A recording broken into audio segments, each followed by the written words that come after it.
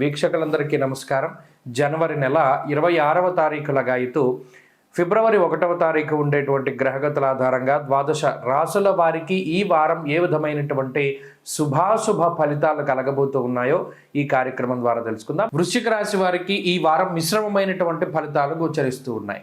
ప్రధానంగా ఈ వారంలో అటు అర్ధాష్టమ శని యొక్క స్థితితోటి బాధపడుతూ ఉన్నటువంటి రాశి వారికి అష్టమ కుజుని యొక్క స్థితి కొంత ఇబ్బంది పెట్టబోతూ ఉన్నది. అయితే ఈ రెండు గ్రహాలు కూడా ఈ వారంలోనే పీడిస్తాయి. తదుపరి వారం నుండి గురుడి యొక్క వక్రగతి పోతూ ఉన్నది కాబట్టి సంపూర్ణ గురుబలాన్ని పొందుతారు వృశ్చిక రాశి వారు. అందువల్ల ఈ వారం ఒక్కరోజు అంటే ఈ ఒక్క వారము కొంత జాగ్రత్తగా ఉండగలిగితే ఇబ్బందికరమైనటువంటి పరిస్థితుల నుండి బయటపడుతూ ఉంటారు. అయితే ఈ గ్రహస్థితి వల్ల ఏమవుతుంది? స్థాననాశ రుణచ్ఛేద అన్నది శాస్త్రం. అలాగే వాతశూలం మనక్లేశం భయం స్వస్థానహ నికృతం. ఇక్కడ ఈ కుజుడు కానీ శనేశ్వరుడు కానీ ఎంతసేపు ఉన్న ప్రాంతంలో ఉండకుండా వేరే ప్రాంతానికి తీసుకుపోతూ ఉంటారు.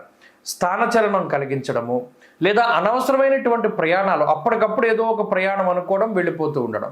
ఆ ప్రయాణం వల్ల మీకు ఏదైనా ఉపయోగం ఉందా అంటే ఏమీ ఉండదు. ₹1 సంపాదన వస్తుందా? రాదు. ఉన్న రూపాయి తగిలేసుకోవడం, అక్కడికి వెళ్ళడం వల్ల పోనీ అది శారీరక శ్రమ, పోనీ వెళ్ళే విధానం ఏమైనా బాగుంటుందా?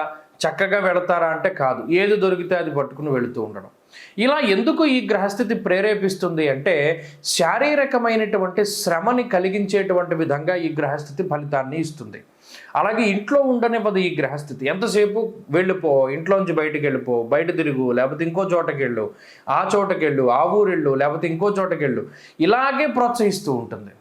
అలాగే ఎక్కువ సమయం అటు పని వేళల్లో కానీ లేదా వృత్తి చేసేటువంటి ప్రాంతాల్లో ఆఫీసుల్లో ఎక్కువగా గడిపేలా చేస్తుంది. తప్పితే ఇంట్లో వ్యక్తులతోటి కుటుంబ సభ్యులతోటి ఎక్కువగా ఈ గ్రహస్థితి గడపనివ్వదు. ఇంటికి అసలు రావడానికి ఇష్టం ఉండదు.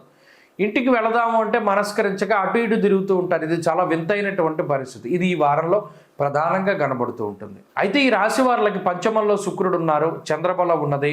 ఈ గ్రహస్థితి వల్ల ఆర్థికపరమైనటువంటి లోటు ఏమీ ఉండదు. వృత్తి ఉద్యోగ వ్యాపారాదులు చాలా బాగుంటాయి. అలాగే కొంత మానసిక సంఘర్షణ ఉంటుంది కొన్ని సందర్భాల్లో. అది మినహాయించి మిగతా పరిస్థితులన్నీ కూడా బాగున్నాయి. అటు ఆరోగ్య పరిస్థితుల్లో కూడా ఇబ్బందికరమైనటువంటి వాతావరణం ఉండదు.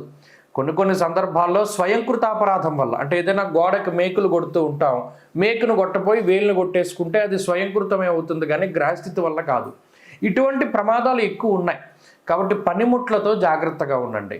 అలాగే ఈ వారంలో మరింత అనుకూలమైనటువంటి ఫలితాలను సాధించడానికై సుబ్రహ్మణ్య ఆరాధన ఎక్కువగా చేస్తూ ఉండండి. ఈ వారంలో కలిసి వచ్చేటువంటి రోజు శుక్రవారంగా చెప్పవచ్చును. అదృష్ట సంఖ్య 4, అదృష్ట వర్ణము లేత ఆకుపచ్చ రంగు.